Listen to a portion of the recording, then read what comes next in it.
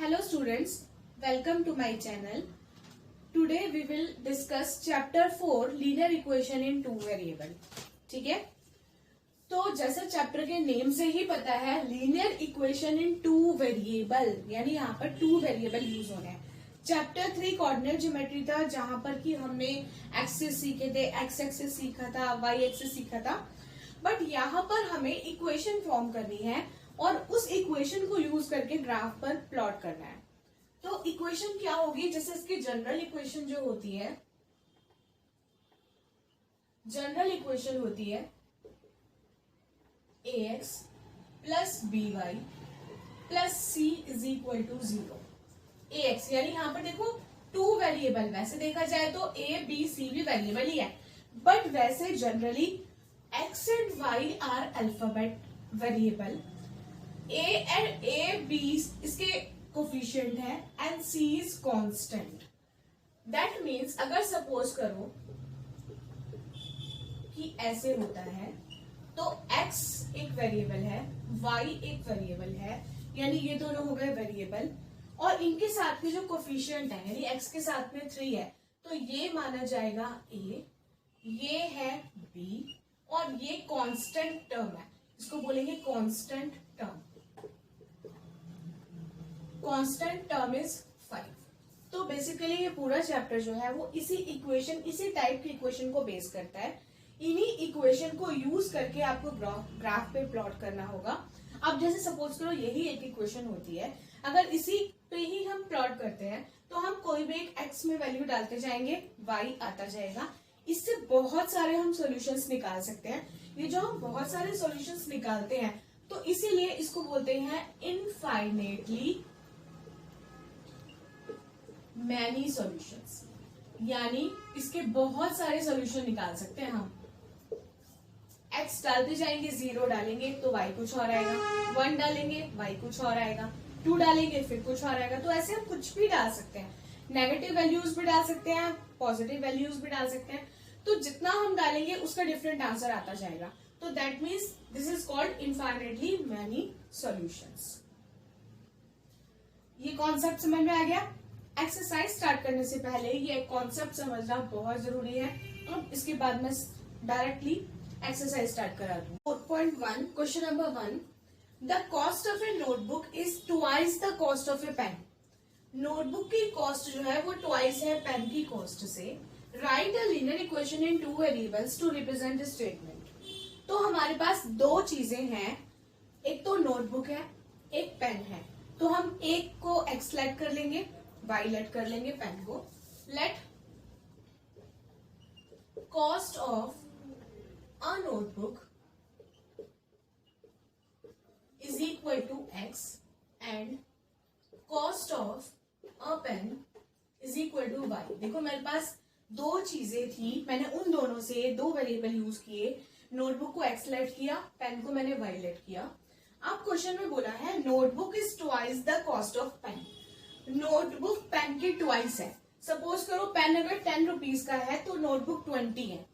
तो यानी कि अगर मुझे दोनों को इक्वेट करना है तो मैं नोटबुक को ट्वाइस नहीं करूंगी, पेन को ट्वाइस करूंगी, तभी तो उसके इक्वल आएगा. समझ में आई? यानी कि जब हम इक्वेशन फॉर्म करेंगे, उसने बोला है notebook is twice the cost of pen.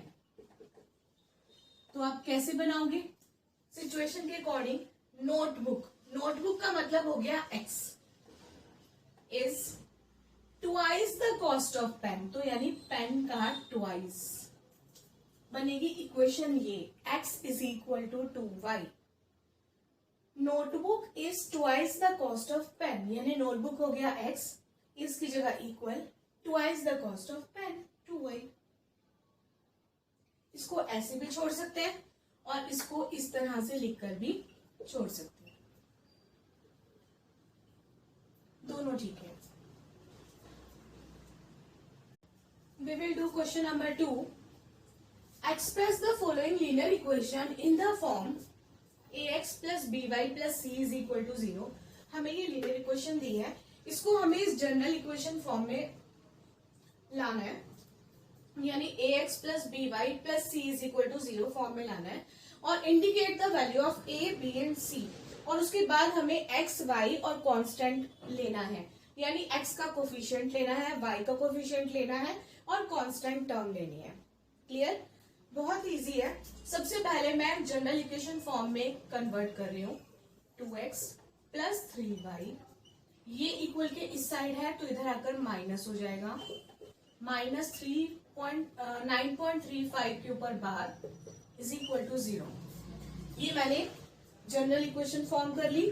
अब x का कोफिशिएंट यानी 2 है तो a की वैल्यू आ गई 2, b की वैल्यू आ गई 3 एंड c की वैल्यू आ गई माइनस 9.35। बहुत इजी। क्लियर? x का कोफिशिएंट यानी a की वैल्यू 2, y का कोफिशिएंट यानी 3 यानी b की वैल्यू 3 और ये जो constant term I that is minus 9.35 के ऊपर बार। सेम इसी तरह से यहाँ पर जनरल इक्वेशन ऑलरेडी फॉर्म है, तीनों एक ही साइड हैं तो हम बस बना लेंगे। a कितना होगा बताओ? x के साथ में कुछ भी नहीं है तो a क्या होगा? a होगा 1, a की वैल्यू मानी जाएगी 1। b की वैल्यू क्या मानी जाएगी? y का कोफिशिएंट क्या है? अपॉन में 5 है तो उसको कैसे लिखोगे? माइनस 1/5 और c हो गया minus 10। Clear to everyone?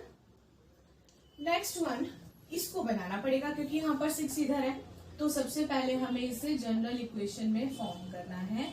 -6 is equal to 0 तो a की वैल्यू हो गई -2, b की वैल्यू हो गई 3 और c की वैल्यू हो गई -6। That is the answer.